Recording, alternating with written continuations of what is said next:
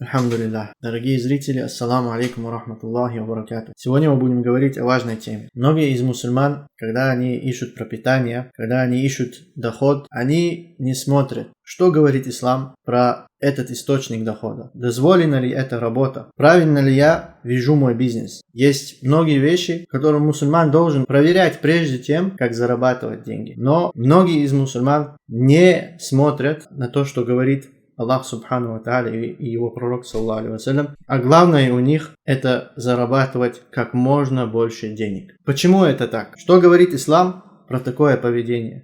Это то, что мы увидим в этом ролике. Оставайтесь до конца. يا أيها الذين آمنوا كونوا أنصار الله.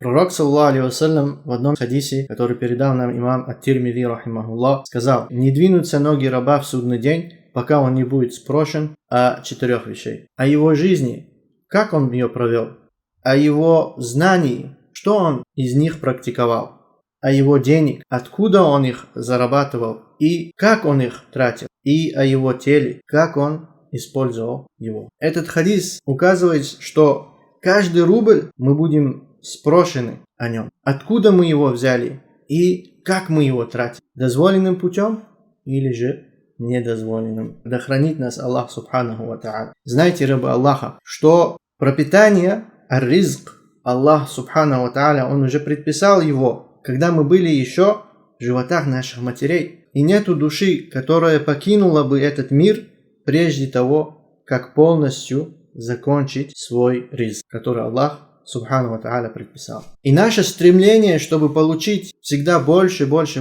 это не умножает наше пропитание. И если бы кто-нибудь хотел бы отобрать от нас наше пропитание, ризк, то он не смог бы отобрать тот ризк, который Аллах Субхану ва Тааля тебе уже предписал. И мусульманин, который понял это, он не будет искать доходы любыми путями, запретными путями. Он не будет лезть в харам, чтобы получить свой ризк. И мусульманин, который понял это, он не будет так сильно стремиться к деньгам, чтобы это довело бы его до депрессии, чтобы это довело его до такой степени усталости, что у него нету даже времени поклоняться Аллаху или давать времени своей семье. Все это противоречит религии Аллаха Субхану ва Тааля. Деньги, которые дает тебе Аллах Субхану ва Тааля, это амана, это доверенное. То есть эти деньги не принадлежат тебе, и ты не имеешь права относиться с ними, как тебе желает. Однако Аллах Субхану ва Тааля запретил нам вещи и указал нам, как надо использовать эти деньги. Первое, что Аллаху Субхану ва Тааля запретил, это растовщительство, аль-исраф. Аллах Субхану ва Тааля говорит в Коране: «Валя тубадзир табзира,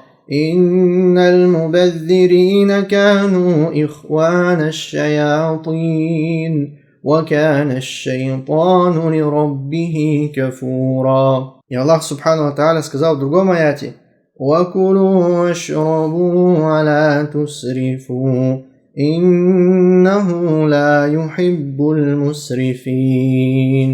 Однако есть другое поведение, которое хуже, чем растовщительство. Это когда человек использует деньги, которые Аллах ему дал, чтобы делать харам, чтобы грешить. Как тот, который дает деньги, чтобы пить алкоголь. Тот, который дает деньги, оплачивает билет, чтобы поехать в поездку и ослушаться там Аллаха. Или тот, который дает деньги, чтобы делать аззина, прелюбодеяние. Также то, что Аллах Субхану ва Тааля запретил, это быть нечестным в торговле, мухлевать и забирать у людей ихний ризк. Все это строго запрещено. И Аллаху Субхану ва Тааля спросит с тебя об этом. И те люди, у которых ты забрал ихнее право, ихний ризк, они придут в судный день. И они скажут: сегодня или же ты мне возвращаешь то, что ты у меня забрал, или же я отдам тебе мои грехи. И если у этих людей не будет грехов, то они просто заберут у тебя твои благие деяния вместо того, что ты у них забрал. Так что это очень опасное дело. Да упасет нас Аллах Субхану ва Тааля. Итак, нам надо бояться Аллаха Субхану ва Тааля, и чтобы каждый наш доход был дозволенным и чистым. И мы должны остерегаться те доходы, в котором есть сомнения. Те доходы, которые не ясно. Одни ученые говорят халяль, другие говорят харам. Остерегайся этого, и ты спасешься. Как нас учил пророк, саллаллаху алейхи вассалям, в хадисе, который передал имам Ан-Навави и другие. И мы должны следовать в этом сахабов, сподвижников пророка, саллаллаху алейхи вассалям. Например, Абу Бакр. Абу Бакр в один день к нему пришел его подчиняющий. И он принес ему налоги, которые он собрал у мусульман. И среди этих налогов также была еда. И Абу Бакр обычно ел немного из этой еды. Но в этот день этот подчиняющий сказал ему, этот мальчик сказал Абу Бакру: ты знаешь, то, что ты сегодня съел, это принес мне мужчина, которого я знаю, которого я встречал до ислама. Этот человек приходил ко мне и думал, что я предсказающий. Но я не был предсказающим, просто я его обманывал. И он мне с тех пор должен был деньги за то, что я ему подсказывал. И сегодня он пришел отдать свой долг. И этот долг я принес тебе, и ты съел из этого. Когда Абу Бакр, радийаллаху анху, услышал это, он засунул пальцы себе в рот и вырвал все, что у него было в животе, боясь съесть что-нибудь запретное. Такой должен быть мусульманин.